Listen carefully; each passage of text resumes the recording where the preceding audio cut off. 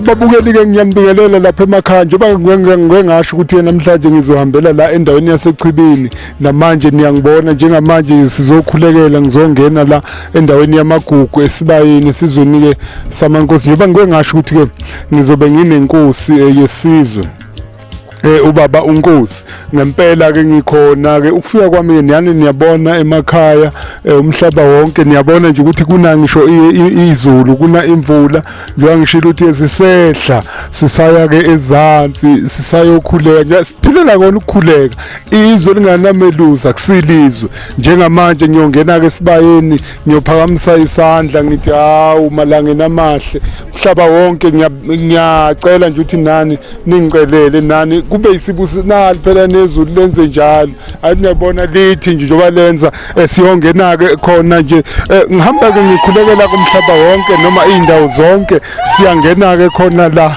lingangibeki siyangena ke la njoba singena sesingaphakathi sikhona endaweni enkulu ngizohlangana ke nondaba ezitha ngikhona nje la ngaphakathi nje nibona nje kunamagugu wonke wakhona la esibayeni angithi niyezwa njalo ngisesibayeni ngisendaweni ke la yaseChibini ngizohlangana ke ubaba inkosi impela yesizwa ngiyathemba ukuthi izoyichazela iphinde nayo iphakamisele isandla ngiyabonga nje kakhulu ngiyabonga kakhulu babukeli phela ngaphandle liyana kakhulu kodwa nje lapha kuthi khifi kanti kusho ukuthi indaba enkulu la nangithi kusho ukuthi indaba enkulu ngaphandle impela hayi kubi kumanzi phansi kodwa la ngaphakathi ukuthi khifi ukabani ukungena kule ndawo amadolo bakithi ubuqhaqaqa lapha njalo ngibona ngikobile jathi ngikobe impela kuthi angihlale phansi ukuthi ngiyadonseka ngiyela phansi ukabani ungena lana ngizoya nje kuye ke undaba ezitha anibingelele nani athi hayi bakithi uyathokoza ukuba khona kwethu la ngiyasondela nje kuye babukele emakhaya indaba ezitha ngiyacela indaba ezitha ubabingelele ubabingelele ingwane omkhulu ubabingelele naba lababukeli bayakubuka nje bayasho ukuthi nangu ungwane lapha hayi phela bekunene kanti yini bakithi njengoba ngila ngaphakathi esibayeni ngwane cha bingelela ngwane awu nami ngiyabonga ukuthola leli thuba lokubingelela isizwe samalangeni ukubingelela isizwe sasemhlongamvula ngibonge kakhulu ku Dr Dlamini ukunginika leli thuba elingaka naleli thuba lokuthi ke azovashela isigodlo samalangeni ngibonge balaleli bini nonke babukeli balolihlelo nakini nonke emhlabeni longaka ukuthi ke sihanjelwe nathi uDr Dlamini awu kuyinqalabutho ngiyabongelela namalangeni nonke ke laba bokusanelanga abakamahlokota abahlokota timbila taphuma buhlakalala emgedzeni labaphuphuka libombo ngokuhlehletela awu ngiyabonga amalangeni amahle nina abakasidwaba silithule singabancoba size nomlandakazi ekhakonini ondlela ngokuyembo kwabuyelela amazinyane ephapha kuphela ohuluni ngesisu kuyehlohlweni osisu sinomsendvo njengengubo awu amalangeni lamahle kakhulu umlando kuyayiphinda njengoba silibele sikhuluma nje kanje senziwa ukuthi ke umlando uyayiphinda umlando ke na uyiphinda kunezinto ongakwazi ukuyivika ekufanele ukuthi uyilandele njengoba singene endaweni yamagugu nakufika umuntu onesibusiso njengoDlamini nje kubonakala ngezulu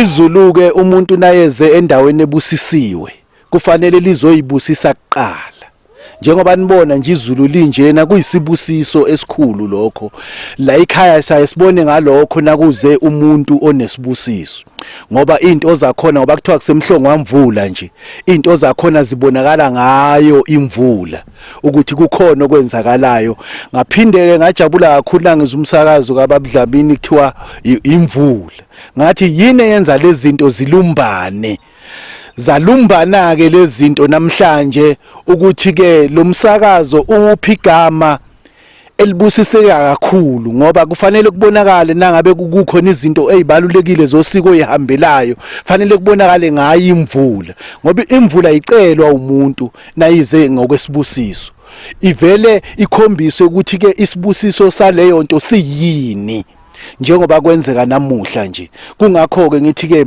udumo lalento awungeke ulinyathele, lusemvelweni, kuyimvelo lokho. Ngilibonga kakhulu ke losuku la namhlanje.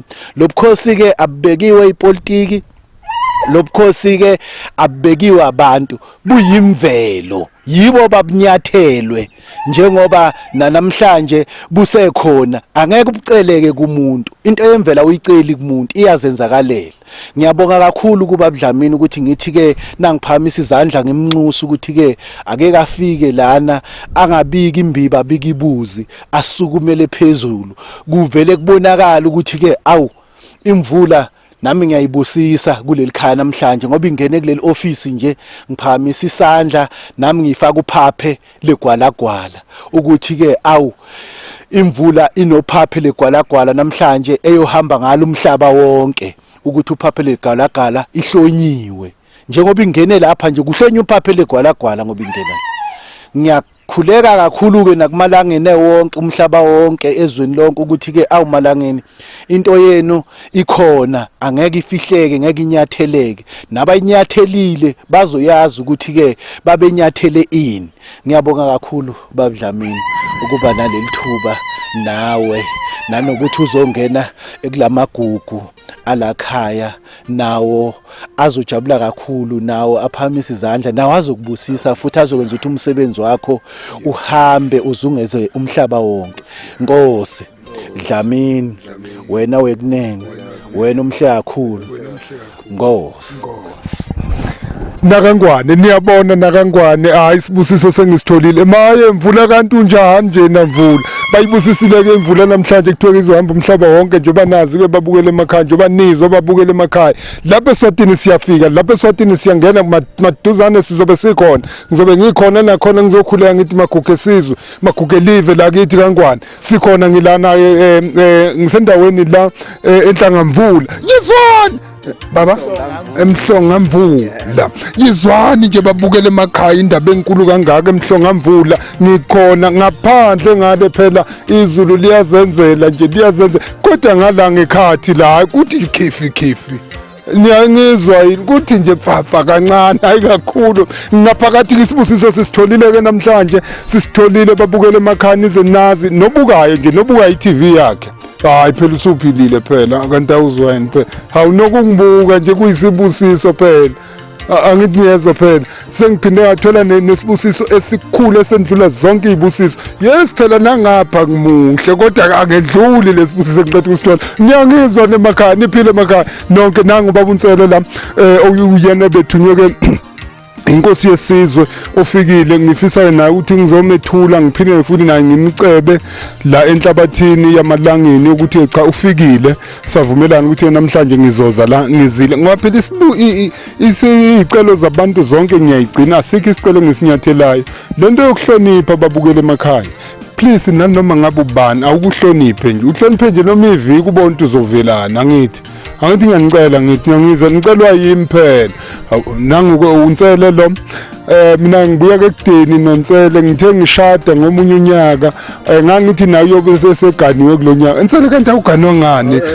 Akakaze wayengistromisa babukele emakhaya. Ngicela ukuthi nikwazi lokho ombonayo ambuza ukuthi kungani engakaganwa namhlanje. Unyaka wesi-12 lo ngaganwa mina, yena usale umfana nje wakazwana. Hawu nakuse ngithi umfana esibayeni endaweni yamagugu. Ntsele Zwane Joshua Mafali ngani phansi naphezulu nasemangweni. Ngithi awubhuti bingelela nabo babukele emakhaya. Dlamini siyabonga. Ngiyabingelela abalaleli emakhaya, nginibingelela nonke. Siyabonga uDokotela uMngcobo Yahlehla ngokuthi asihloniphe masimbiza la ebukhosini bamalangeni kuma eMhlongamvula Tribal Authority.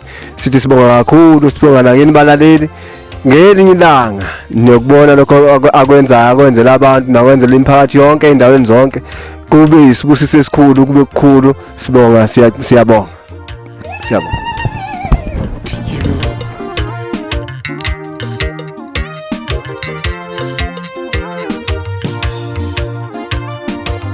Kukhosi okujulile obala ikhaya. Obala ikhaya.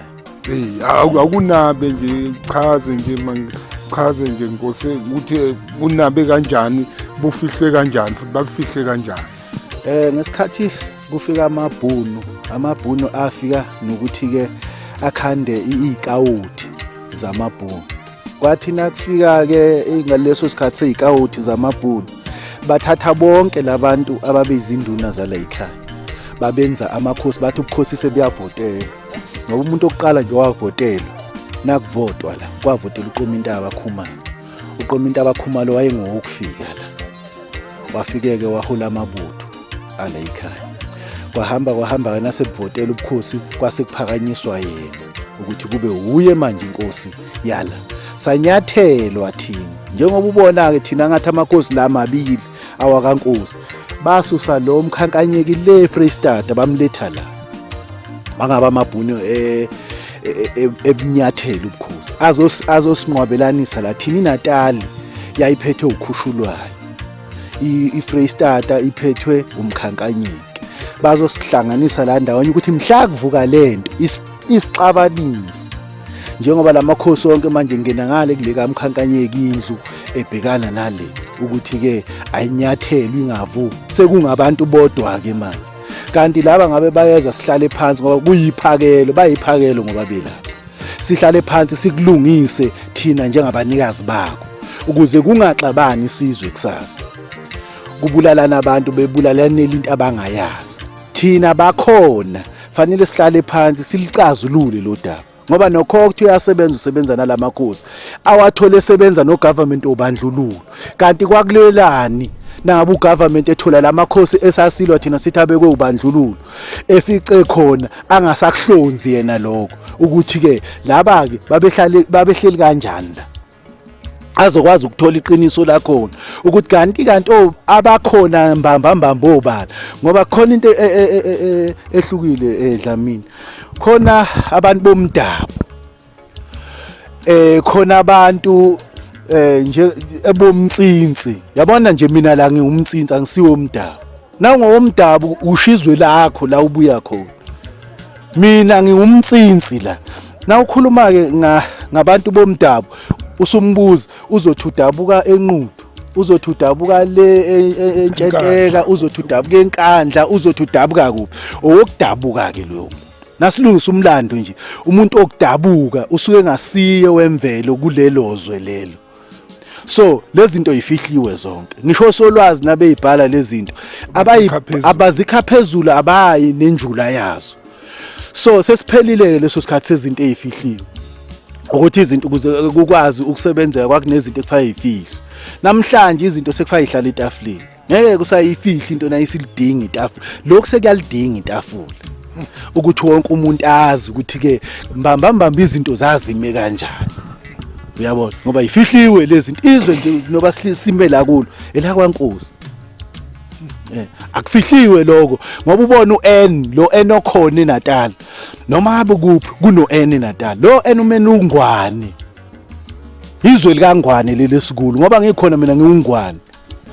Babukele emakhaya engakaqedi inkosi yethu. Naku ngiqala ngiyaqala ukuzwa lokho since ngazalwa ubaba noma since ngavela lapha ubaba kongizalayo ke mina ngizocela ukukhuleka ngoba silabantu maqabula endaweni ethile, kodwa ngoba ngihloniphisa ngiyaqala ukuzwa lokuthi lo NKZN asikhulumi ngo-KZN, sikhuluma ngalo N Natali.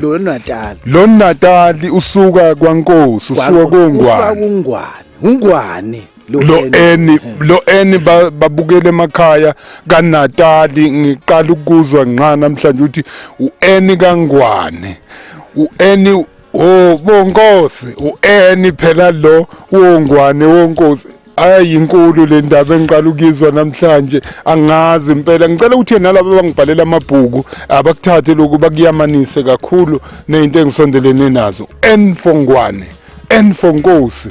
Nqa ngiyaqala ukuzwa. Wena wakwakuzwa wena mangabe wakwakuzwa cifiza lapha nangu subscribe button lo rate umthi tifi ngibona ukuthi wakwakuzwa.